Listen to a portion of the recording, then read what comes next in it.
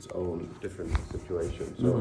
So one person says something in this city and then another person in that city. I mean, of course, if you go to Vienna, it's full. But also look at London. They have 10 different events. Most of them are full or almost sold out every night. Look at that. But also, I would say, in COVID, you would see that the streams for classical music went up. Igor Levity had a lot of audience. But not just the video streams, but just people listening. Okay.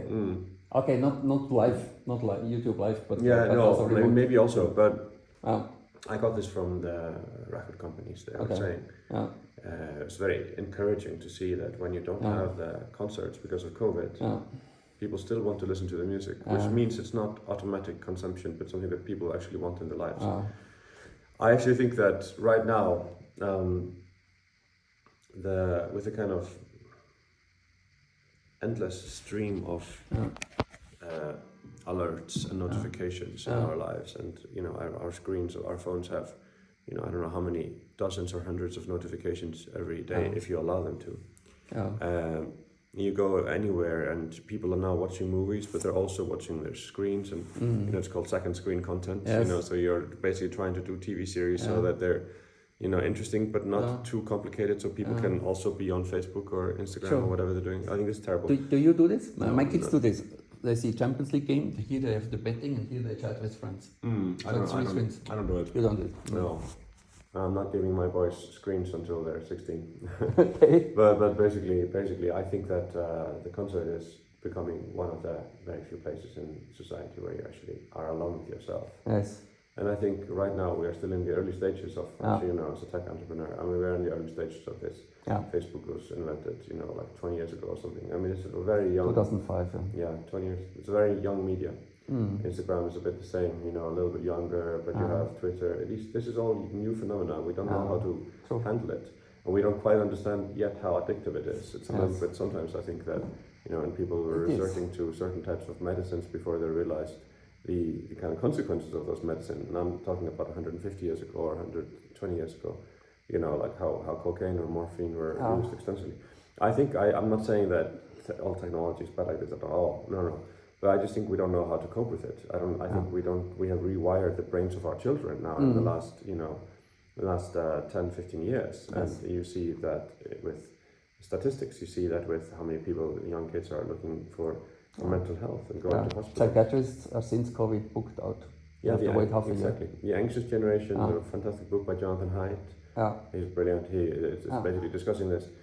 So I think actually... I think this is the reason for more anxiousness, insomnia, attention deficit, depression, all those new diseases. I think it's 100 years ago we had hysteria in the artist community. Now it is burnout. I think it's a very big factor. Maybe not the only factor, but it's a very big factor. People can say, but we're also seeing, global warming, and we're seeing political instability, and we're seeing this and that. But actually, we were seeing that when you were in the 80s in Sweden, It was, the Cold War was still going on. And 10 years earlier, we were really afraid that we would have nuclear bombs from Cuba to America, and the end of the world would be in sight. I mean, we've had great instability, but we haven't had these kinds of problems with people with mental health. When you look on those media and you see exactly how they want to portray themselves artificially, just show the glamorous moments of their lives. Of course, your own life with everything it includes. It seems a little bit ordinary, doesn't it? Okay. Especially for people who just have very ordinary lives, but that's a great majority of everyone. Okay, now about yourself, for the storytelling, that the audience doesn't like. Somebody comes there and they expect that you know the piece, that you know for libretto. You do some talking often. Sometimes, You don't do it always. No, definitely not. And tonight it's a very kind of sacred 80-minute program that starts and finishes with no word, but there's no applause, and it's just one universe. Okay. So no, I don't always talk. Sometimes, and I think it's good to do it if you want to, but you really don't have to do it all the time. And talking can also prevent people from connecting to the music. Should we go and do the interview? Yeah. I'll take it. Do you want to do it here or outside? Here. You're just doing it on the phone, yeah? Yeah. Okay. It's calm. We can do a photo at the end in front of the church because here it's not so beautiful. Okay. So I just repeat again. There is a trend in classic music to add some storytelling to what happens on stage, either by talking or by pictures or by light or by movies.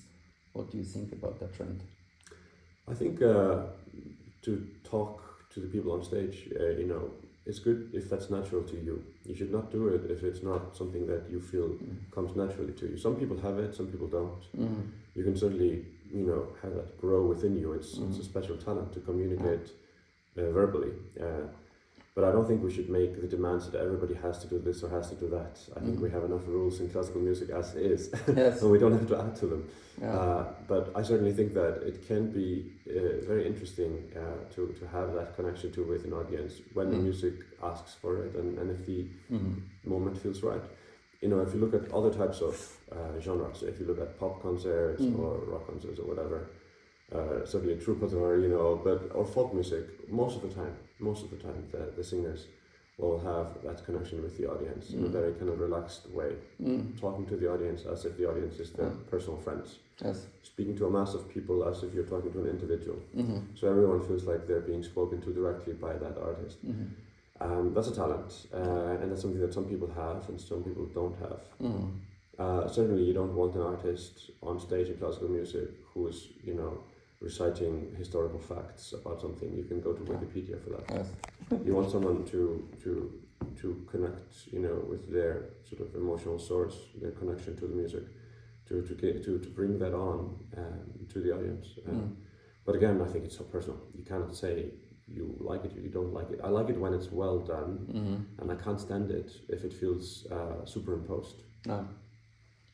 Did you see the show of your colleague Yuja Wang when she played 2 pictures of David Hockney in London? I didn't see it, no. Okay. No. But I played a duo recital with Yuja in London last year, and David Hockney came to the concert, and I'm a big fan of his. And but I haven't really explored that. But it seems like a very interesting experiment. This was my first picture I bought as a 16-year-old from David Hockney. David Hockney? Yeah, I was in London. I was at Wimbledon, invited, and then I saw those galleries. And I thought this picture is great, and it was cheap because it was how do you call it? Lithography. Yeah. Lithography. So good taste for you. Yeah. I mean, it's very, very special artist. I didn't really know what he looked like before I met him, and then we were in this reception after the concert in London in Festival Hall, and I was talking to all these donors and sponsors of the hall, and there was this one man who just looked different from everybody else because he was considerably more stylish. His clothes, his glasses. He was sitting in a wheelchair, and I kept just looking at him and talking to him. And then after the show, I was introduced to him as David Hockney, and I was like, "Of course, that's David Hockney." I think he's the first since Picasso that added a new perspective. He doesn't use the realistic perspective now in paintings. It looks like you have 2 angles. Yeah. He opened up a completely new door. That is for sure. Yes. So another question: you once told in an interview that you have synesthesia, that you see colors, patterns, and so on when you hear or play music. I don't know if it was only in your use or if you still have it, and if you still have it, can you give some hints? What do you see when you play? You played the Goldberg variations for a year now.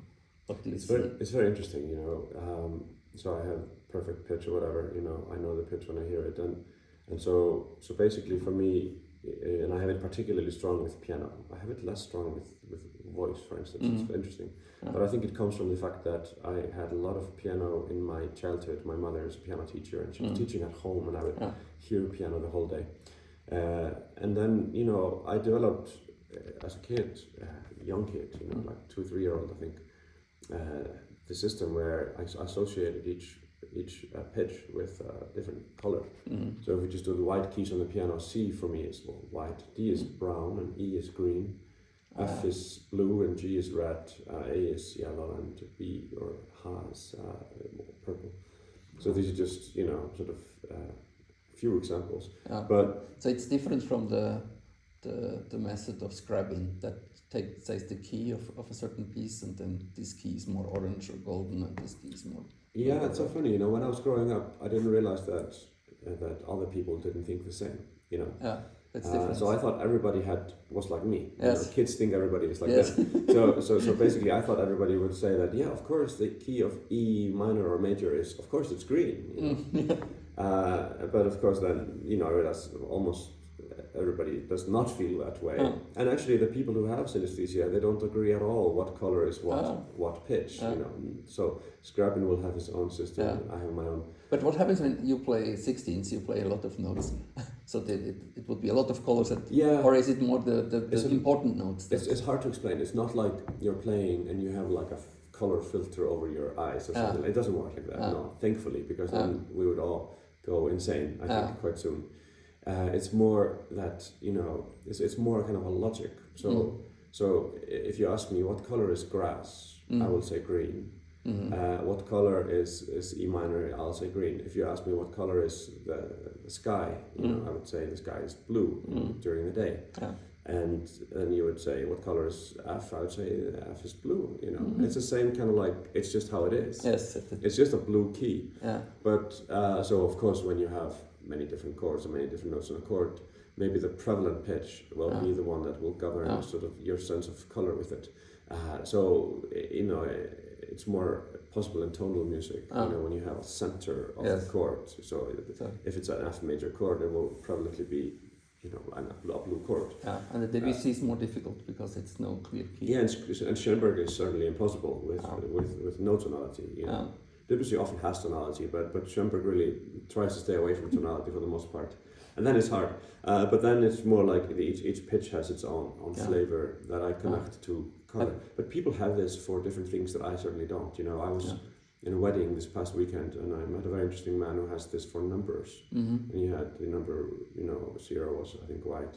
I have this. Black. You have this the same. In school, we had wooden things, so 1 centimeter white was the number 1. 3 centimeters was light green. So interesting. See, so yeah. So people have it. But I guess I think it's formed somewhere early in your childhood. So when you're developing your pitch and your hearing, maybe it was because, who knows, my mother might have been teaching a piece in E minor, and I might have been looking at a picture of a frog or grass or something. Who knows? But just at some point, this channel is created in your brain. Yes. Did you ever try to paint a piece? Yeah, but I'm not a good painter, so so not really successfully. Okay. Yeah. So let me think. Storytelling. If I covered everything. Yeah, we talked before about the audience getting older. You said this is an old story. You think people grow into classical music? I mean, I actually don't worry about the age of an audience. I worry if the audience is small or something like that. Of course, everybody does. You want people. I want to play for a full house. And luckily for me, I usually play for full houses. That's very nice. And when I travel the world, my audience, I see a lot of young people, honestly. And I think right now, today, people, they don't care what the music is called. They just... In Gstaad, it's better than Tonhalle. Okay. It's more mixed. And people don't care if the music is called classical or pop or rock or whatever it's called. People just care if they like the music or not. In that sense, I think the streaming platforms, Spotify, Apple Music, Amazon, all these, I think they've actually, in some certain sense, helped because, the distances between the music genres don't exist anymore. They're just all sitting there next to each other. And so, when I am at the end of the year, you can see some of your fans posting their top artists, and maybe you're the top artist or you're in the top 5, and then my audience tends to have a lot of variety. You can have me, but you can also have pop entries. You can have even electronic music. You can have all sorts of things. So I think right now people are listening with much more freedom than they used to. I think also that is totally fine to not expect classical music or classical theater or literature or poetry or fine painting or any of this abstract art, do we necessarily expect everyone to get that or love that or be drawn to that at all ages? I don't think so. I think it's never been the case. I think the audience for classical music has always been on the old side, but that's because people grow into it. You know, I'm 41 now, and I certainly have a different perspective on life than I did when I was 21. I'm drawn to different kind of literature. I always loved classical music, of course, but that's just me. But there are certain types of poetry and literature and certainly painting that I'm drawn to now that I wasn't. And I don't judge younger myself for that. You know, it's totally fine. Yes. But you know, with classical music, you know, there's everyone loves to worry about it so much. I'm not one of them. I mean, you could say that this is a golden period for classical music because never in history have so many people listened to it. Now I'm talking about how they listen on streams. Yes. I just had my 1 billionth stream. Wow. And I'm one artist. Of course, I have a nice, good fan base, and they, you know, my people, they're listening to me. But you have so many artists, and many of them have great fan bases and very loyal listeners. If you take all this together and try to understand how much classical music is part of people's lives today, and compare that with when the music that I'm playing tonight here in Gstaad, for instance, when that was written in 1815, 1820, how many people would hear those pieces? Maybe 200 or 300 a night if you're lucky, and maybe you had 3 or 4 performances a year in Vienna. There's nothing. It was for the rich people. It's really for the rich people. And sure, today still, of course, you know, it's like all the fine arts and a lot of culture, of course, you know, it is connected in a certain sense to people of certain economic status, but it's available to everyone, and people are listening to it throughout all different, you know, economic, you know, situations. No. You mentioned Facebook before, that it might be addictive and harmful to some people, but it's also good because also artists publish there. The 5% owner of Facebook was Sean Parker. He started Napster. Also, the Swedish guy, Kazana, Niklas Enström. So Sean Parker said, I feel so bad that they destroyed the business model for music. Before people bought records now, so it was scalable. Now you have to do concert tours to make money and merchandising. Yeah, I mean, I think I mean, I'm sorry that he feels bad. That's a bad feeling for him. But maybe it was inevitable that this would be the development with the way the internet works. You know, maybe he sped it up, and maybe Napster was a particularly, you know, problematic service, and some might argue immoral. I'm not going to say that myself, but it's a difficult child to have. But that's his responsibility, and that's his legacy. I think we're always going to see things moving in this direction. Yes. And I think you can also argue that it's more interesting to release recordings these days than in the 1980s, when you were guaranteed a certain amount of sold copies, even if you made a not so great album. You know, right now you have to reach people differently, but that's not necessarily a bad thing. And maybe it makes everyone more involved. Yes. And you know, maybe it's great to also differentiate more between the live and the recordings. I love those two things, but I think live concert and the art of recording are two different art forms. And we shouldn't pretend they are the same. And we should actually approach that much more in music education. And in the music colleges, you should teach young students of music to actually record, because almost nobody gets a lesson in the studio, and it's a totally specific art form. And to listen to yourself critically, it's a wonderful thing, but it's also a torturous thing. So I think maybe I'm just so optimistic because I happen to enjoy a very good life myself in music. But overall, if you look at it, that you have more people listening now than ever before.